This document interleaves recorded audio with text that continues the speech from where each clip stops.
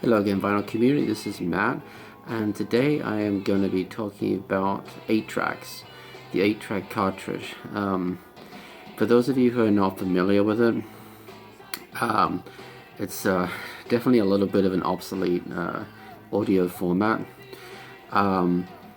It was much bigger in North America and one or two other places like Japan and Australia than in most other countries. It did have some limited success in the UK as well. But even though I grew up in the UK, I really don't remember 8 tracks being popular. I'm not even sure if I knew anyone who had an 8-track player, whether that was in the car or in the home or anywhere. So I've always thought of them as definitely more of a US or certainly a North American product. And they have a really interesting history. So they were first developed in 1964 by a consortium of various individuals and companies led by Bill Lear of Learjet fame, Learjet Corporation, as it would later become. And originally they found a lot of success in vehicles, in the car, because they were portable. They predate the Philips compact cassette, which came out a little bit after this. And you can imagine in 1964, these would have seemed kind of amazing, you know. You can take them with you, they're reasonably portable. You can take them in your vehicle. And that's really how they first became so popular, was that a ton of people ended up buying cars that came with 8-track players built into them. And so we're gonna take a look at the 8-track cassettes that I have. I don't have a huge collection. There's like a dozen of them, and just talk about them a little bit more, the pros and cons, compare them to the regular compact cassette, and yeah. So let's get started. So let's go through and look at some of the 8 tracks that I have. So starting off with ABBA Greatest Hits Volume 2. I do have this on vinyl as well. I also have Greatest Hits Volume 1 on vinyl. I think Volume 2 is quite a bit better than Volume 1. And it comes in this little slipcase. Most 8 tracks back in the day did, but most of my 8 tracks no longer have the slipcase. And that's what you'll find. 8 tracks are relatively common in thrift stores. Even Savers sometimes carries them. And Goodwill, not so much anymore, but Savers and a lot of independent thrift stores have them. And the problem is, and I'll get into this a bit later, you usually find some condition issues with these. This particular one I bought off eBay, and the seller had already made some of the fixes that are typically required of old 8-track cartridges. So okay, ABBA Greatest Hits Volume 2. We then have America Hearts. I also have this on vinyl, but it contains Sister Golden Hair, which is one of my favorite songs of the 70s. One of my favorite songs of all time, really. It's just a terrific track. And again, this does have the cardboard sleeve with it, this time on the Columbia House label.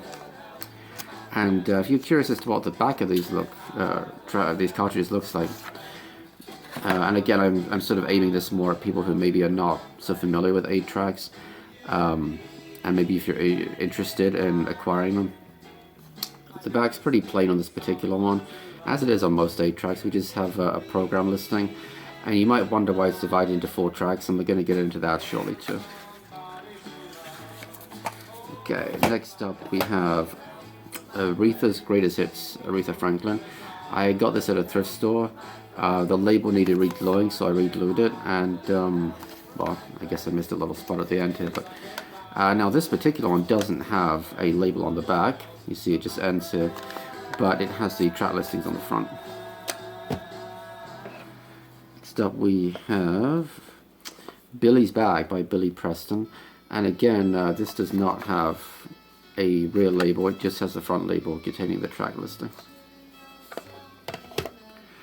And next up we have the Eagles self-titled, their debut album.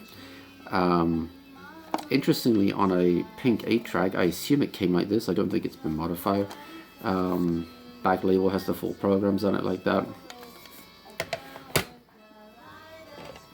Next up we have Eagles Desperado, another classic rock album, just terrific.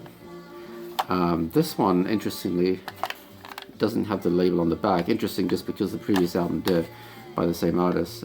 Track listings on the front like that. Next up we have Elton John's Greatest Hits. And Elton John's Greatest Hits Volume 2. I have this on vinyl as well. Kiss Double Platinum. This is only one half of the Double Platinum album. I think it's the... I don't even know if it's the second. I think it's the second half. Yeah, Volume 2. This is actually, somewhat embarrassingly, the only Kiss album of any sort that I own. I am keeping an eye out for Kiss on vinyl. It tends to go for a fair bit of money on eBay. So, you know, I mean, I'm not some diehard Kiss fan, obviously. Otherwise, I'd have more of their stuff. But, yeah, I'm just keeping an eye out. You know, there's a couple of albums of theirs I'd like. I wouldn't mind Dynasty. Love Gun, maybe. So, yeah. Next up, we have Neil Diamond's Greatest Hits Volume 2. I'm not a huge Neil Diamond fan. I found this at a thrift store. It's in pretty good condition as far as 8 tracks go. But, you know, some of his songs are okay. I have 2 or 3 of his albums on vinyl. You know, he's really a mainstay of any thrift store. You'll find, you know, several at least Neil Diamond records, usually at any thrift store. Next up we have Oldies But Goodies Volume 1. This is a compilation album.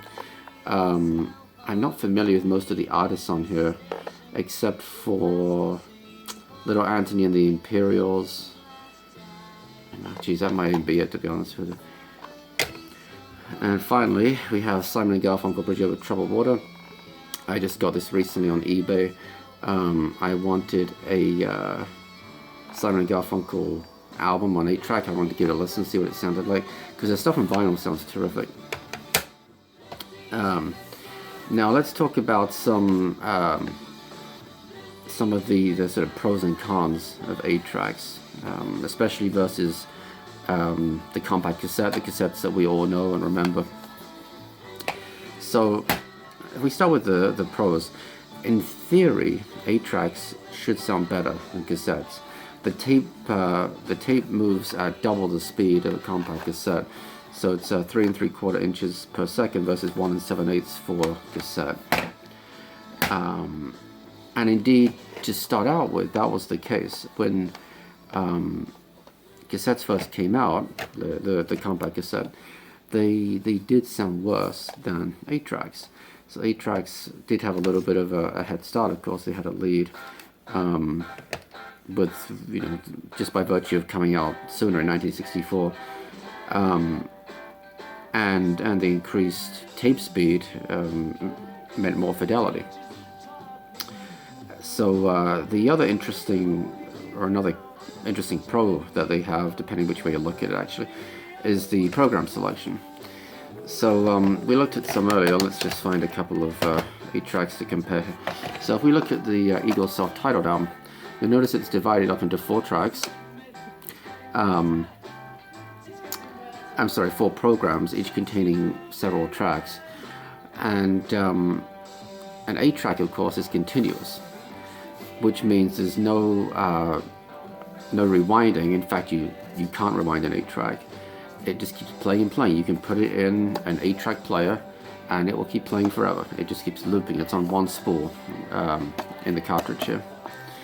That does introduce some of its own problems, but you can imagine the fact that this was continuous was great for vehicles. Very convenient. So not only was it portable, but it's just going to keep playing and playing. You haven't got to worry about changing sides, changing tapes, or, you know. So again, whether you see this 4-program thing as a pro, I guess is a matter of taste. It does have some drawbacks to it, which I'm going to go into in just a second. And again, they are continuous, so that is certainly, as far as cars and vehicles are concerned, definitely a benefit, or at least it would have been in the 60s, definitely for sure. Now, another pro is that higher-end decks in particular, or on higher-end decks, 8-tracks can sound pretty decent. They really can. certainly better than you might think. I found that making your own 8 tracks, the ones that you yourself have recorded, as opposed to the pre-recorded ones like this that you would have bought in a store back in the day, ones that you make yourself tend to sound better. And that is very often true with regular compact cassettes too. It's just sort of a bit of a known thing, the dirty little secret in a way, that the way that compact cassettes, and I assume 8 tracks, were made back in the day were on banks or series of duplication machines. And of course, as with any analog medium, the more times it gets duplicated, the worse the quality gets. And so you can imagine if your duplication tape, your master tape if you like, I mean, if that's already been played dozens or hundreds of times, maybe if you got a cassette, a duplicate that was near the first run of that batch, then it might be okay. But if you got one at the end where this tape's already been looped through 500 times, played 500 times at high speed while it's dubbing, the quality is going to be worse. It has to be, right?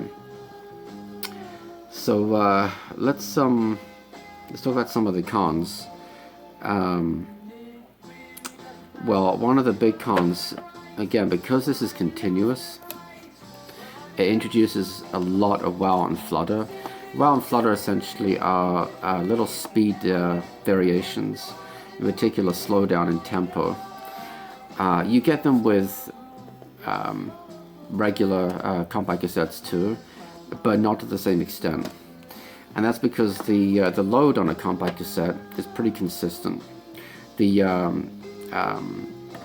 speed tends to be pretty consistent throughout, regardless of whether you're trying to play the cassette at the start or at the end or in the middle. That's not really true of 8 tracks.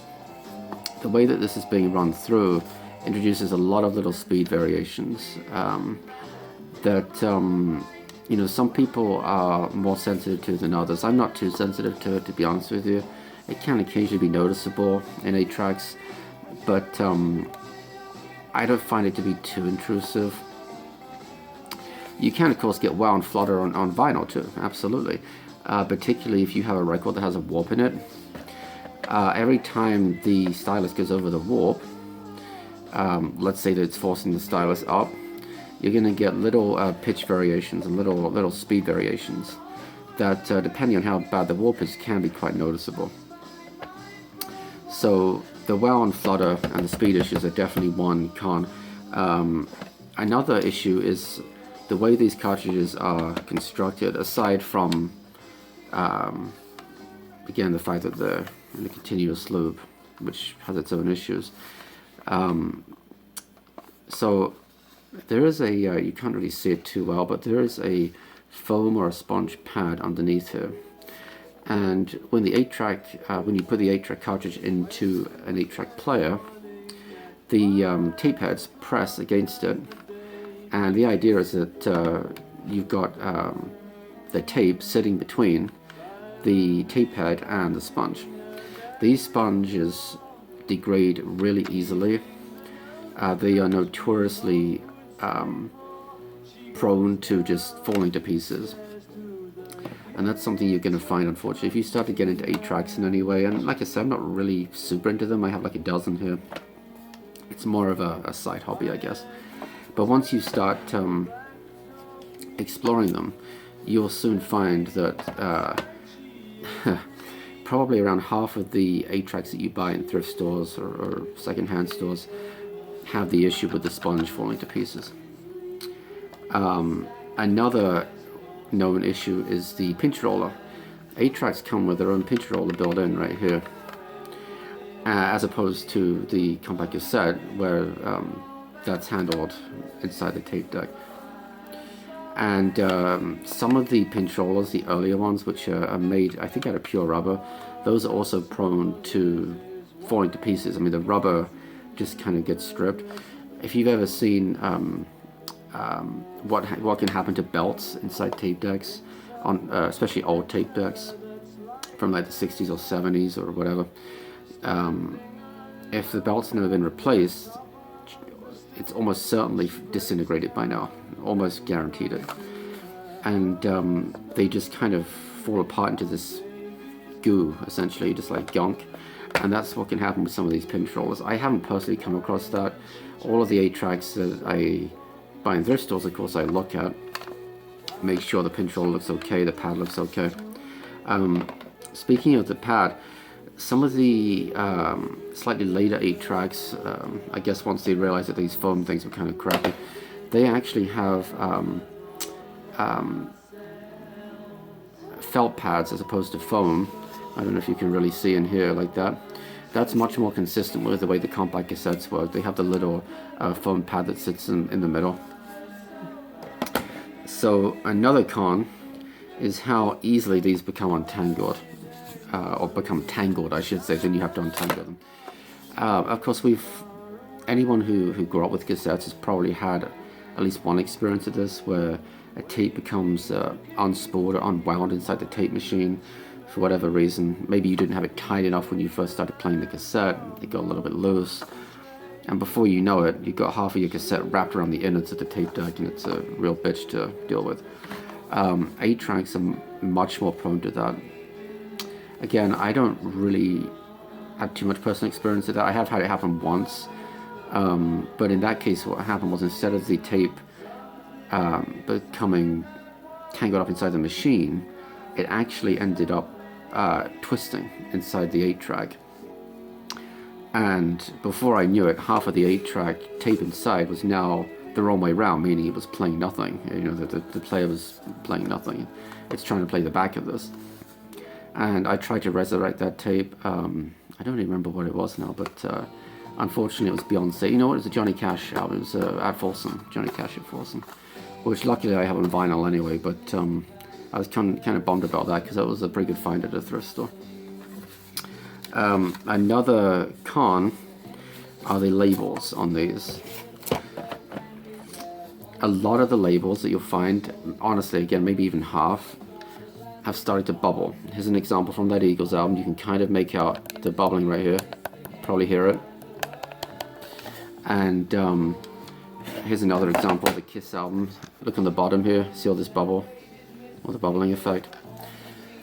I'm not too sure why that is. I think these were just poorly glued, to be honest. The glue wasn't great quality, and so you've got all these little air pockets, air bubbles in here.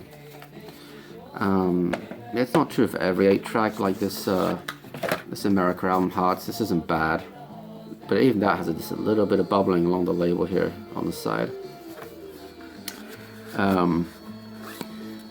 Another interesting feature, whether this is a con or not, I guess depends on your point of view. I touched on this earlier, but you cannot rewind an 8-track. Unlike a compact cassette, which you can fast forward, rewind, you know, you can only fast forward an 8-track. It is not possible to rewind it. And that's because of the way this spools onto itself. Well, it can only spool onto itself one way on the inside. If you could rewind it somehow, I guess you'd effectively be unspooling it. So, luckily you can change programs, which I'll demonstrate in just a second on my 8-track player. So you can, you know, if you think, oh geez, I'd like to jump to something on, you know, we're on program 1, let's say we want to jump to something on program 2, there's a button you can press and it will actually jump to the next program. And that brings me to another kind of a con, is that the program order, or the track order, the listing. Each 8-track program, and again there's 4 of them, can hold somewhere around 11 minutes of audio. Probably there were small differences in this, but I think that was pretty much it. It was 11 minutes on each side. So that created some interesting challenges for the guys that were putting these together back in the day. You can't just have the same running order that you could have on vinyl or cassette or CD nowadays. Just not possible. So what you would find was that they would either repeat songs. I'll give you an example. Aretha Franklin. If we look at this, we can see that Respect is actually on here twice. It's on program 1 and it's on program 2. Same song, same track. But they probably had to fill out program 2, I would guess, because it's the last track on program 2. So they probably added it just to fill it out some more, just to make it fit within the 11 minutes, so that, you know, otherwise, if you can imagine, if Respect wasn't on here, well, you probably have about a 2.5 minute gap at the end of program 2 where there's just nothing playing. And because this is supposed to be continuous, you know, you're continuously listening to music, that would be a bit of a problem. Another thing they used to do, and a good example is the Eagles album. Let me just find it. Actually, I think this one. Yeah. So again, back to the Eagles self-titled.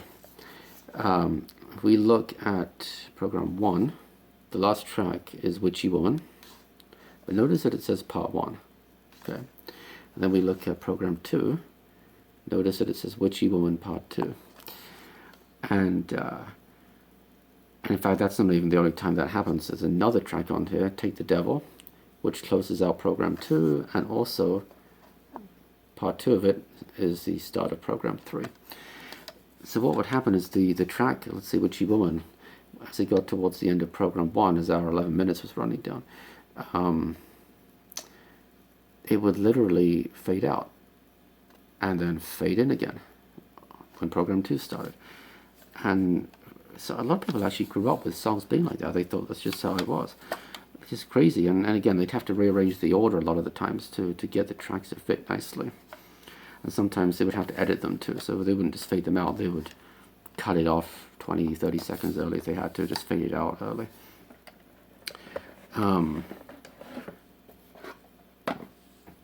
In terms of sort of, I don't know, other accessories for 8 tracks, I do have a tape head cleaning cartridge that I got at a thrift store. This particular thrift store actually had several of these, which was kind of cool. I didn't have any, and I thought, you know, I'll grab the best looking one, which was this one, Pickwick. I don't know if originally if this came with any kind of fluid that you would add to the top of it, like with some compact cassette cleaners, but it seems to work okay as far as I can tell. And I do have some blank 8 tracks. Well, 2 of them aren't blank anymore, but one of them is. And these are Realistic brands. It's Radio Shack, same brand as my 8-track recorder actually. This one's black. This is an 80 minute, so a longer tape. This one's 40. And again, you know, the tapes weren't always, it wasn't always like 11 minutes on each side. This particular one, 40, has 10 minutes. You know, 40 divided by 10. I'm sorry.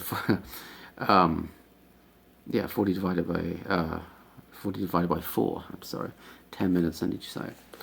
This one has 20, of course. 80 divided by 4, 20.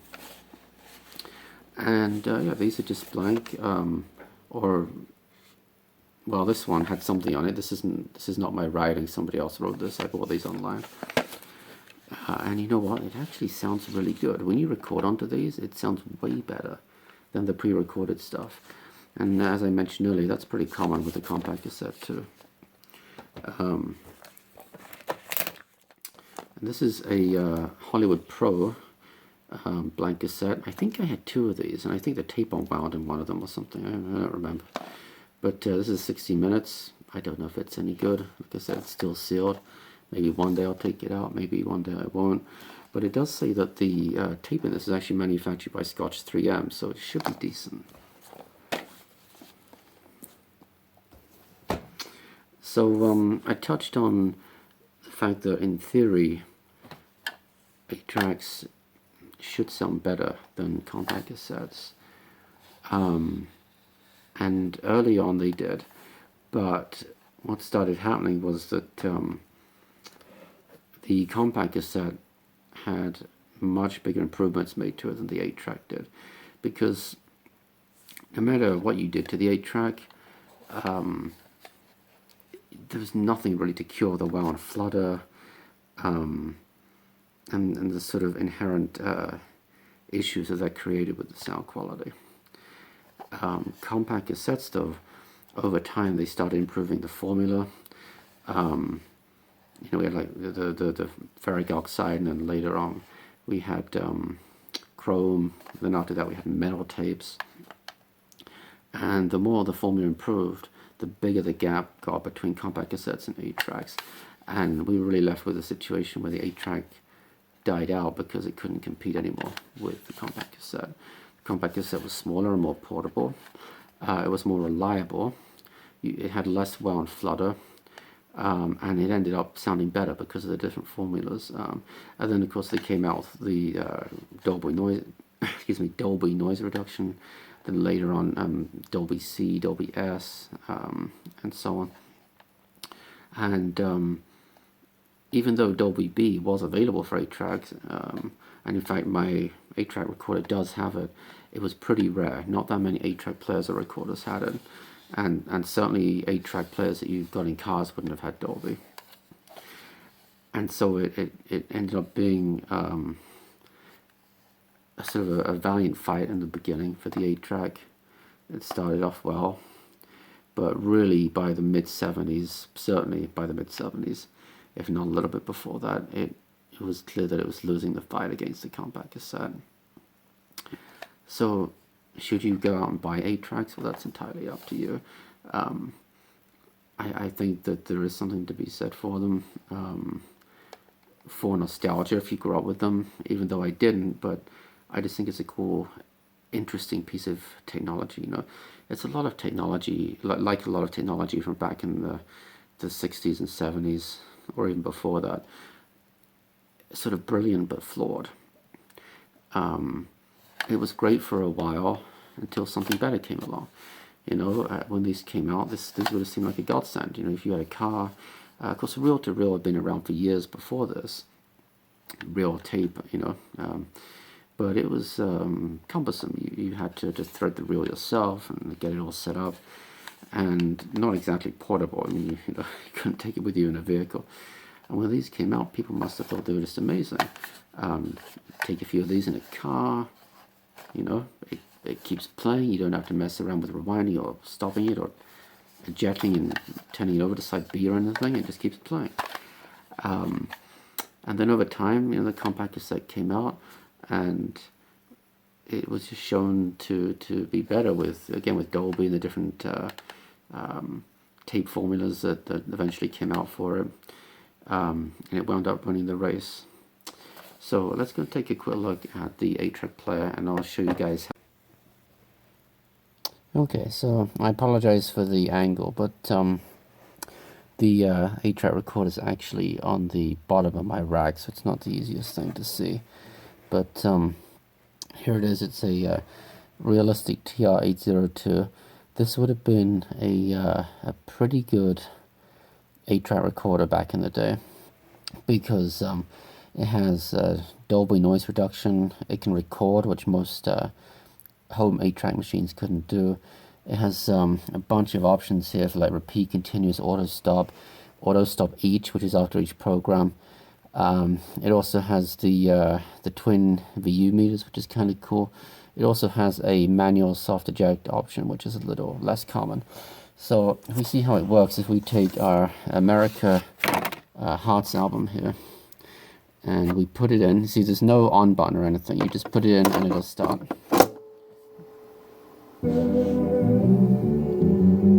Okay, if you guys can hear that, but so it started, our VU meters are going, they've lit up, and to change programs, we literally push the program button right here. Goes on to program 3, program 4, to program 1,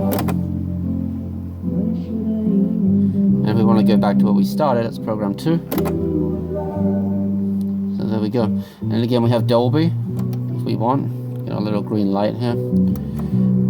And then to eject, with most 8-tracks you just ripped out the cartridge, but with this one we have the soft eject. And then it shuts off. Now, if we want to record, let's take one of our Realistic blank 8-tracks here. The record on this is actually really cool. Remember how before we kind of had this lit up as in white, just a white light for the VU meters. To record, we hold down the record button as we push the 8-track in. And I don't know if you can see, but these have actually lit up red. What I'll do is I'll turn this light out. You can probably see a little bit better how these are now lit up red to see that it's recording. So that's kind of cool. And again, if we want to stop it, we just have to hit the eject button. So there we go. Now,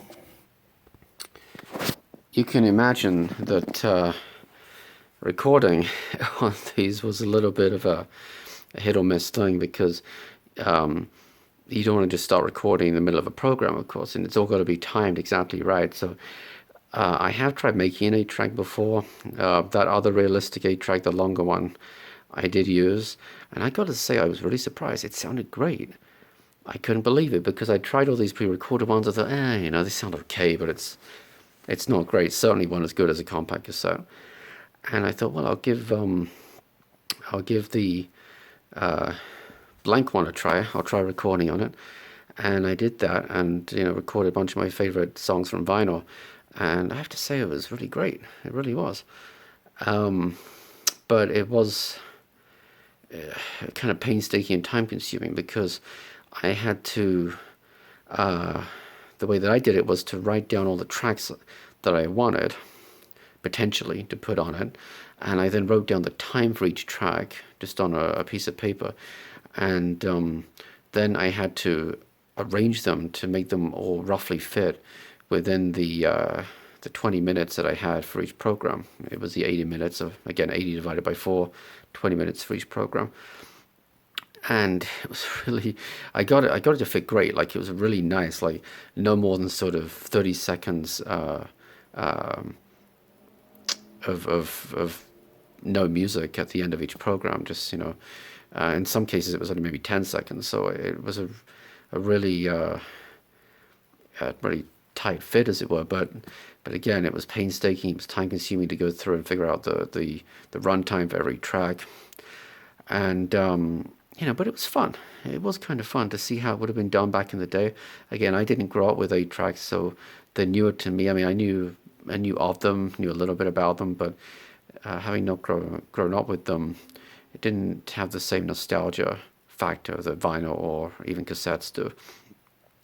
But I like the machine, this realistic recorder. It's kind of cool. It's fun to play around with. And yeah, back in the day, it was not ultra top of the line, but it was definitely one of the better 8-track recorders that were out there, despite the realistic / Radio Shack name associated with it.